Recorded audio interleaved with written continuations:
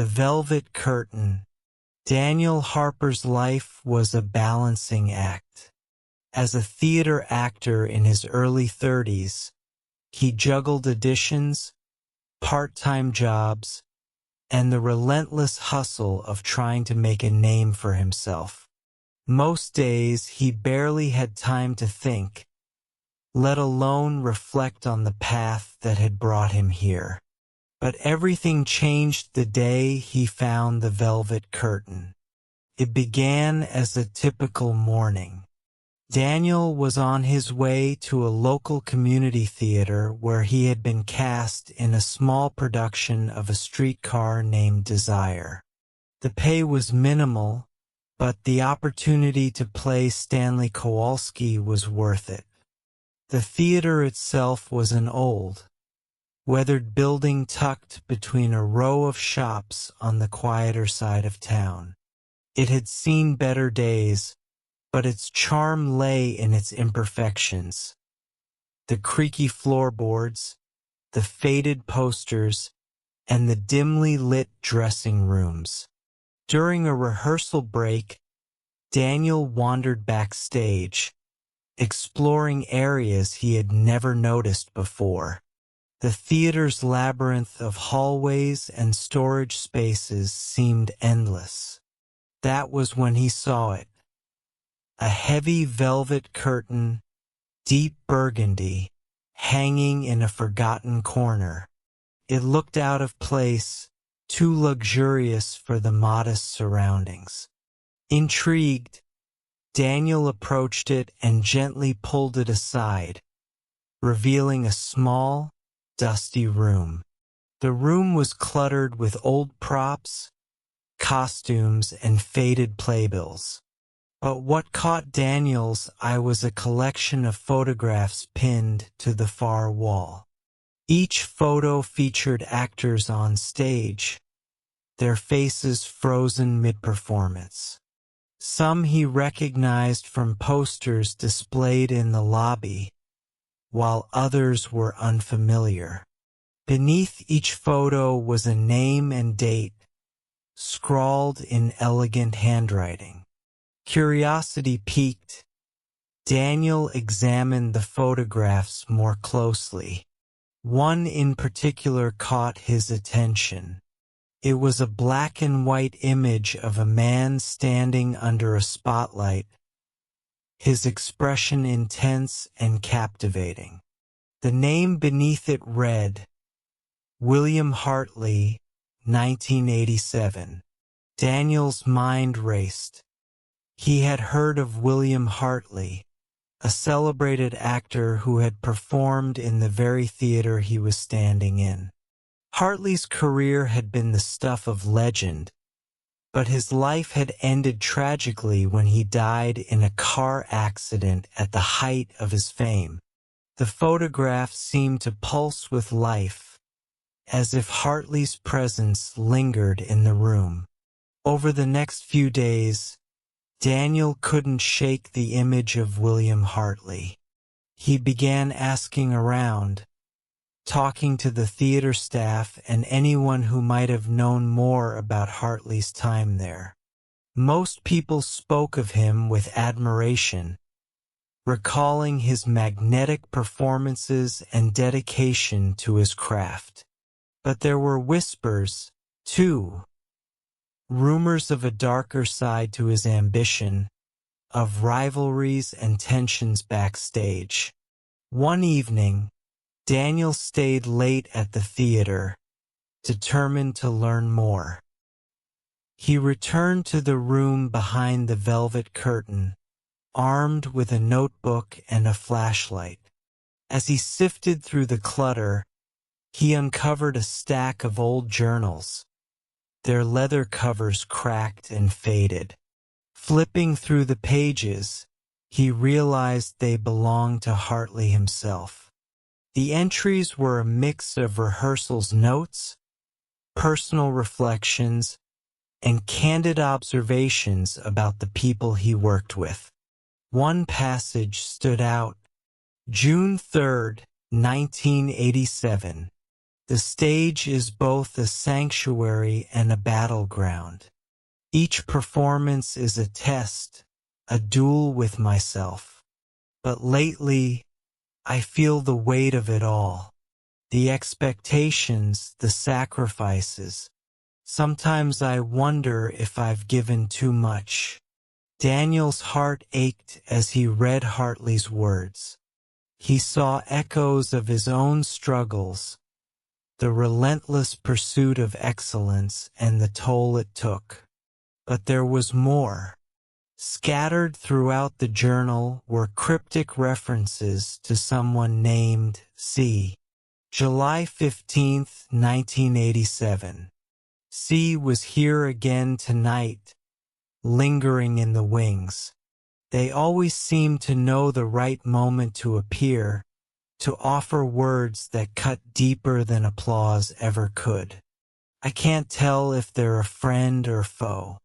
The ambiguity intrigued Daniel. Who was C? A mentor? A critic? Or something more personal? He resolved to find out. As Daniel continued his research, he began to notice subtle changes in his own performances. There was a new intensity in his delivery, a rawness that hadn't been there before. His fellow actors noticed it too, praising his work but also expressing concern. "You're pushing yourself too hard, Clara," his co-star said one evening after rehearsal. "Don't burn out." But Daniel couldn't stop. He felt a connection to Hartley, as if the late actor's spirit was guiding him. The journals became his obsession, each page offering glimpses into Hartley's genius and torment. He began to see parallels between their lives, their struggles with identity and purpose. One night, Daniel discovered an entry that chilled him. August 20th, 1987. C confronted me after the show. They said I've lost my spark, that I'm nothing without their guidance. But I won't let them control me. This stage is mine and I won't share it with anyone, not even them. The next day, Daniel mentioned C to the theater's director, Margaret, an older woman who had worked there for decades. Margaret's face darkened at the mention of the name. C was complicated, she said. They were a critic, but also more than that. They had a way of getting under Hartley's skin. Some people said their relationship went beyond the professional. Others thought C was just a figment of Hartley's imagination. Daniel pressed for more, but Margaret grew quiet, as if she had said too much. Her reaction only deepened his curiosity. As opening night approached, Daniel threw himself into his role with a fervor that bordered on obsession. He stayed at the theater long after rehearsals ended, rehearsing lines and perfecting his movements. One evening, while practicing alone, he felt a presence. Turning, he saw a figure standing at the back of the theater, watching silently. "Who's there?" Daniel called out, his voice echoing in the empty space. The figure stepped forward, and Daniel's breath caught. It was a man, tall and thin, his features sharp and his expression unreadable.